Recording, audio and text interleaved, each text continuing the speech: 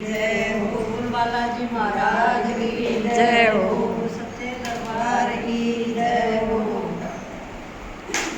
60 मास के शुक्ल पक्ष की देव सैनिक एकादशी। भगवान कृष्ण पक्षी वाले बोले, हे धर्मात्माओं, मैं युधिष्ठिर 60 मास के शुक्ल पक्ष की एकादशी का नाम देव सैनी है।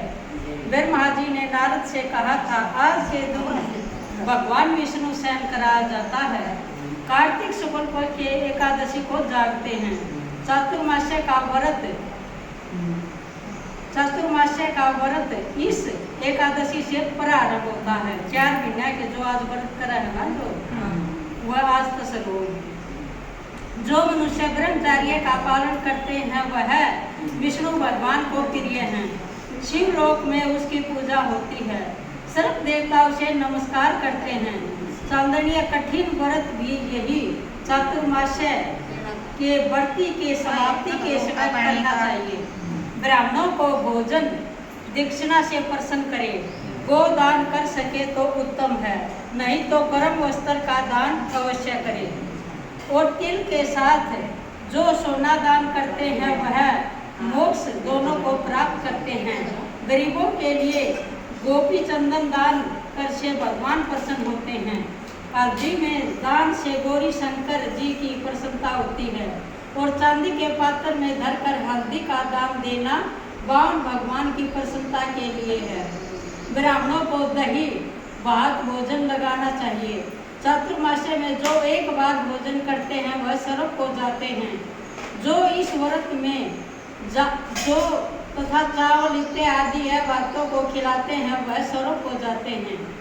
अब एकादशी के महात्म्य की पौराणिक कथा कहता हूँ। सूर्यवंश में मानघात राजा प्रसिद्ध सत्यवादी अयोध्यापुरी में राज करता है। एक समय उसके राज्य में अकाल पड़ गया। प्रजा दुखी होकर भूख से मरने लगी। हवन आदि शुभ कर्म बंद हो गए। राजा को कष्ट हुआ। इसी चिंता में वन को चल पड़ा। अंगारा ऋषि के आश्रम में जाकर कहने लगा, हे सप्त ऋषियों, मैं श्रेष्ठ अंगारा जी, मैं आपकी शरण में हूँ। राजा के पापों से प्रजा को दुख मिलता है और मैंने अपने जीवन में किसी प्रकार का कोई पाप नहीं किया है। आप दिव्य दृष्टि से देखकर कहो, अकाल पड़ने का क्या कारण है? अंगारा मुनि बोले, सतयुग में ब्राह्मण का वेद पढ़ना और तपस्या करना धर्म है, परंतु आपके राज्य में तो आजकल एक शूद्र तपस्या कर रहा है। शूद्र को मारने से दोष दूर होगा, प्रजा सुख पाएगी। मानघात बोले, मैं उस निरपराध तपस्या करने वाले शूद्र को न मारूंगा।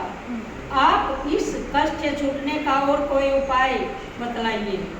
ऋषि राज बोले, सुगम उपाय कहता हूँ। भोग तथा मोक्ष देने वाले देव सैनी एकादशी है। इसका विधि पूर्वक व्रत करो। उसके प्रभाव से चातुर्मास्य तक वर्षा होती रहेगी। इस एकादशी का व्रत सिद्धियों को देने वाला तथा उपद्रवों को शांत करने वाला है। मुनि की शिक्षा से मानघात राजा प्रजा सहित पंघा का व्रत किया और कष्ट से छूट गए। इसका महात्म्य पढ़ने या सुनने से अकाल मृत्यु का भय दूर हो जाता है। आज के दिन तुलसी का बीज पृथ्वी या गमले में बोया जाए तो महापुण्य होता है। तुलसी की पवन से यमदूत भय नहीं पाते हैं।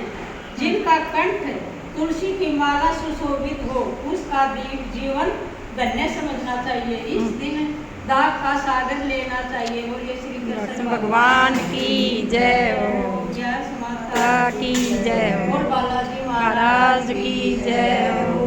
राधा कृष्ण सरकार की जय हो। विष्णु लक्ष्मी की जय हो। शिव परिवार की जय हो। खाटू नरेश की जय हो। काली मैया की जय हो। राम दरबार की जय हो। राधा सरकार की जय हो। शनि बाबा की जय हो। सभी देवताओं की जय हो। घोड़ा पाल की जय। कन्हैया लाल की श्री राधे राधे।